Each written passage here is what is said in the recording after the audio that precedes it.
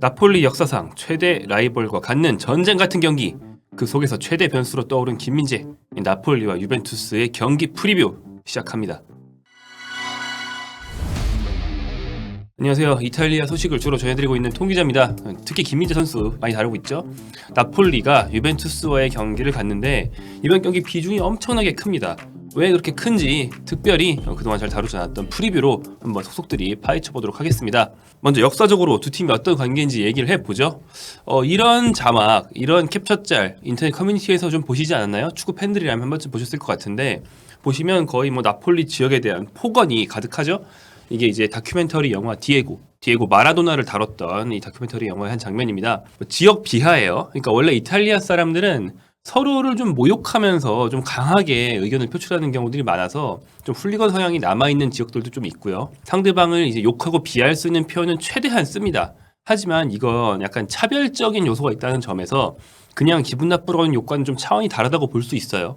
예를 들어서 어느 지역 축구 팬들이든 베로나 지역의 축구 팬을 만나서 경기를 하게 되면 로미오와 줄리엣이 베로나 지역 그 지역의 배경으로 한 작품이기 때문에 줄리엣을 욕하고 막 이러거든요. 그런데 이제 줄리엣 모욕은 그냥 우리 지역에 대한 모욕 정도로 받아들일 수 있지만 이건 나폴리라는 지역에 대한 어떤 지역 자체의 수준에 대한 차별이잖아요. 그렇기 때문에 좀 걔가 다르다고 할 수 있죠. 왜 이런 표현이 나왔는지는 많이들 아시다시피 이탈리아는 남북의 지역 격차, 그 경제적 격차가 굉장히 크고, 사실은 북부만 예전엔 이탈리아라고 보는 사람들도 있었을 정도로 남부를 되게 멸시하는 북부인들이 많았다고 해요.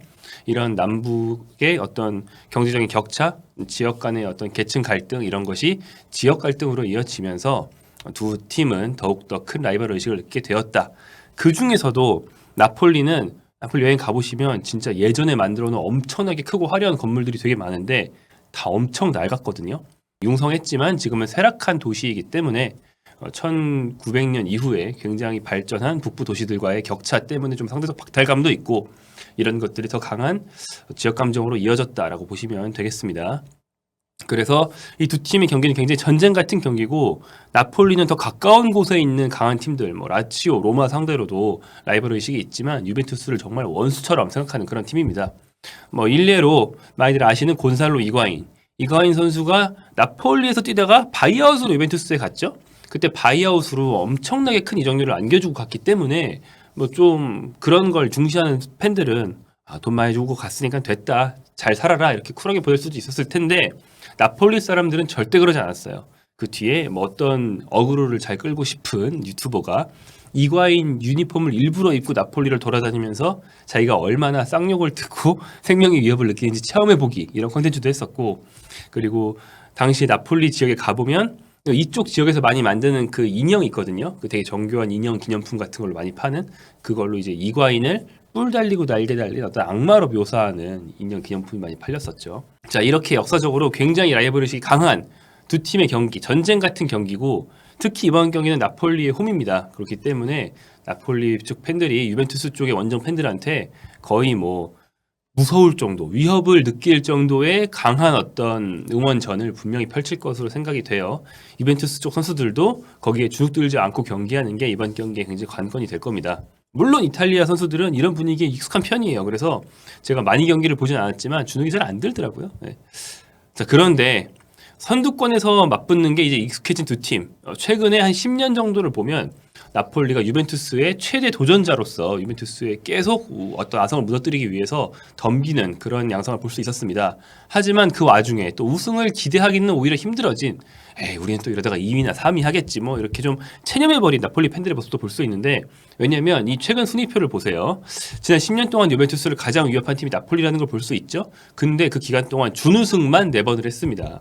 그 유명한 사리 볼 때도 이 팀이 이탈리아의 최고 경기력이다, 이게 최고다 그러면서 외부에서도 펩이 칭찬하고 별 칭찬을 다 받았지만 결국에는 2위에 그쳤거든요.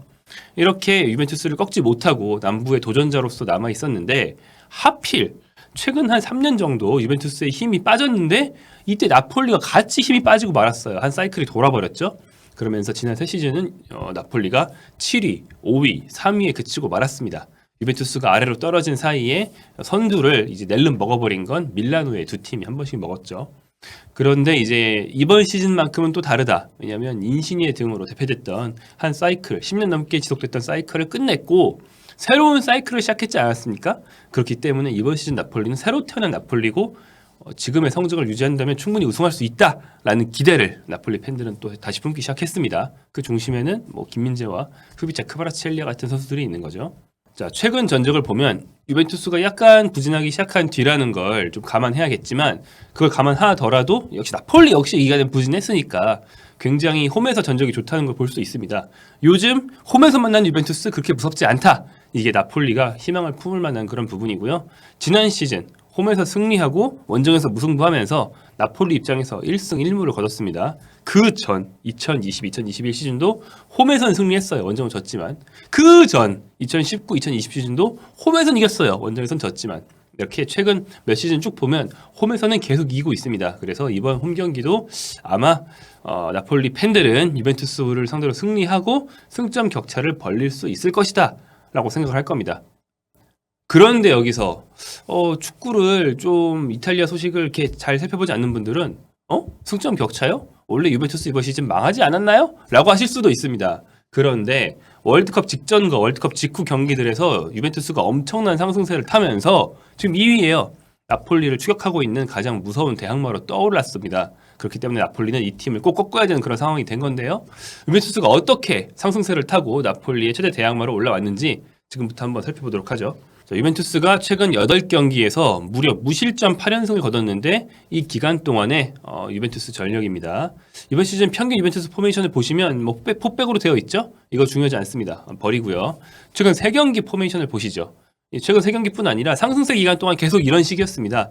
3백입니다. 그것도 굉장히 수비적이고 좀 답답한 3백. 요즘 이탈리아에서 3백 하면 뭐 3-4-2-1, 3-4-3 이런 식으로 중앙 미드필더를 줄이고 공격수를 오히려 늘리는 게 이득이다. 이런 철학들이 많이 통했는데 이 팀의 마시밀리아노 알레그리 감독은 그런 거 절대 없습니다. 무조건 3-5-2 아니면 3-5-1-1 거의 3-6-1에 가까워 보이기도 하는 이런 굉장히 수비적인 3백을 쓰면서 유벤투스가 강팀인데 수비적인 축구를 하면은 자존심이 상하지 않을까요? 알바노 이런 느낌으로 일단 실리적인 축구를 하고 있죠. 자, 3백 전환 후에 상승세를 탄 이유 중에 하나 일단 이 수비진입니다. 수비진을 보시면 어디서 많이 본 이름들이 좀 있어요. 뭐 원래 유명한 선수들이기도 하지만 월드컵 때 카타르 월드컵 때 16강에서 한국과 붙었던 브라질 그 브라질의 후보 선수들이 또 이제 작년 6월에 한국에 와서 뛰었던 그 선수들이 존재하는 걸 볼 수 있습니다. 일단 다닐로는 월드컵에서는 거의 주전으로 뛰었지만 사실은 뭐 아주 믿을만해서 주전으로 뛰었다기보다는 원래는 후보였다가 대체제가 없어서 주전으로 올라온 거고요. 다닐로. 그 다음에 작년에 한국에서 평가전 때 좋은 모습 보였던 알렉산드로. 이 선수는 원래 풀백이죠. 원래는 산드로가 왼쪽, 다닐로가 오른쪽 풀백인데 월드컵에서 다닐로가 왼쪽 풀백도 봤습니다만 둘 다 풀백입니다. 그런데 이 두 선수의 공통점은 뭐냐면 풀백이면서 요즘 기동력이 많이 떨어지고 브라질 선수답지 않게 드리블도 못하고 테크닉도 없어요. 근데 몸은 탄탄하고 몸은 좋아. 그래서 이거 봐라. 이거 딱 스토퍼인데? 이러면서 스토퍼로 전환을 했는데 예전부터 스토퍼를 한두 번 봤지만 이렇게 전문적으로 시즌 내내 보는 거는 거의 처음인 선수들이 굉장히 잘해줬어요. 그러면서 유벤투스의 저 스토퍼가 딱 정착이 되었다 이렇게 보실 수 있고요. 그 다음에 중앙에 서는 선수는 주로 브레메르입니다. 유벤투스에는 이탈리아 대표 수비수인 보누찌도 있고 뭐 킬린 나갔지만 보누찌 아직 있고 그 다음에 이탈리아 대표 유망주인 가띠도 있는데 또 루가니도 있고요. 이 이탈리안 3명은 사실은 이제 주전 라인업을 짜자면 모두 후보로 밀렸다고 볼 수 있겠고 브레메르가 한가운데 서는 게 지금의 핵심 전략입니다. 이 브레메르라는 선수는 뭐 김민재와 더불어서 이적설이 많이 났기 때문에 또 익숙하신 면이 있을 텐데 지난 시즌에 굉장히 돌풍을 일으켰던 어떤 스타 수비수였을 때는 스토퍼였어요. 3백의 스토퍼. 그럼 유벤투스 오자마자 4백에 적응하느라 좀 과도기를 겪다가 유벤투스가 3백으로 전환하면서 3백 저 좋아요. 저 익숙해요. 이러면서 확 컨디션이 좋아졌습니다. 그래서 지금 3백의 중앙에서 좌우에 전문 센터백이 아닌 선수들을 달고 굉장히 좋은 모습을 보여주고 있죠. 쉽게 말해서 브라질 대표 1.5군급 3백이 굉장히 좋은 모습 보여주고 있고 예전에 3백이 모두 이탈리아 대표였던 거 그 뒤에 부폰 골키퍼까지 이탈리아 대표였던 시절이 몇 년 안 됐어요. 한 5년밖에 안 됐거든요. 그것과 비교한다면 골키퍼와 3백이 모두 외국인인 이 상황 상당히 좀 낯설다고 볼 수 있겠네요. 그리고 이제 중원은 알레그리 감독이 또 좋아하고 유벤투스가 많이 수집해놨던 많이 뛰고 뭐 열심히 뛰는 그러면서도 약간 테크닉이 있는 그런 선수들로 빡빡하게 운영한다 보시면 되겠고요.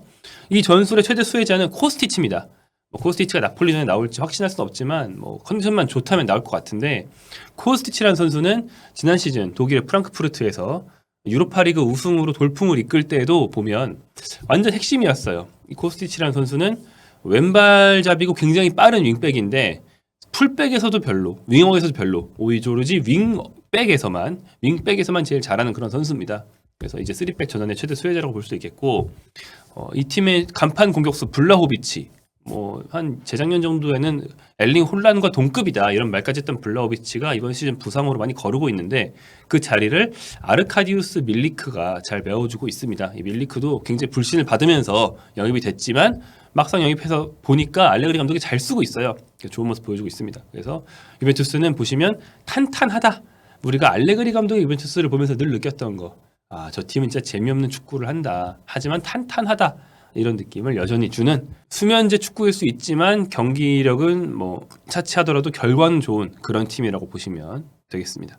자, 이렇게 이탈리아 축구의 헤게모니에선 약간 밀려난 듯 보였지만 이번 시즌 다시 정상에 복귀하려고 하는 그런 유벤투스, 그리고 그렇게 오래 지속되었던 구도를 뒤엎고 마침내 뭐 2001년이었나요? 그때 로마 이후로 거의 20년 넘는 기간 이후에 처음으로 남부 구단의 우승을 일구려는 나폴리, 그러니까 이제 이탈리아 축구의 판도를 뒤엎으려는 나폴리, 이 남북을 상징하고 두 축구 철학을 상징하는 팀들의 싸움이라고 보시면 되겠습니다. 뭐 나폴리의 축구 철학은 제가 오늘 길게 말씀 안 드렸지만 사리볼도 있었고 그 전에 뭐 베니테즈 감독도 있었고 현재 이끌고 있는 스팔레티 감독도 그렇고 이탈리아에서는 가장 공격적인 감독들이 또 나폴리를 맡았고 좋은 성적을 내왔죠. 그래서 굉장히 수비적인, 요즘 많이 이탈리아 축구가 베네스임에도 불구하고 제일 옛날 축구를 하는 알레그리, 그리고 제일 좀 다른 나라의 축구 방식을 많이 받아들여서 공격적인 축구를 하는 나폴리, 이 상반된 축구 철학의 대결이라고 보시면 되겠습니다. 굉장히 많은 것이 걸려있는 그런 싸움이죠. 순위, 역사, 그리고 축구 철학 등등. 자, 마지막으로 우리가 가장 좀 궁금해할 만한 김민재 선수의 출장 가능성에 대해서 얘기를 해보죠. 이걸 뒤쪽으로 뺀 이유는 사실은 뭐 제가 확실히 말씀드릴 수 있는 게 없기 때문입니다. 현지에서 나름대로 소식통을 통해서 얘기도 좀 들어보고 현지 보도들도 쭉 봤는데 확언할 수가 없어요. 그래도 굳이 말하자면 낙관적이다 정도 말할 수 있겠습니다. 낙관적이지만 확신은 못한다 이렇게 말할 수 있겠어요. 아마 김민재 선수의 컨디션이 카타르 월드컵 직전과 좀 비슷하지 않을까 생각이 됩니다. 그러니까 부상 우려가 좀 있는 상태다. 하지만 부상은 아니다. 경기에 무리하면 뛸 수 있지만 가급적 휴식을 취하는 게 좋다. 뭐 이런 상황인 것 같은데 이런 상황, 김민재 선수처럼 근육에 좀 불편을 느끼는 이런 상황은 회복할 방법은 휴식뿐입니다. 뭐 그러면서 뭐 각종 기계를 통해서 회복 속도를 좀 높여줄 수는 있겠지만 결국에는 회복을 하는 것밖에 방법이 없거든요. 뭐 외과적인 치료로 고칠 수 있는 게 아니죠.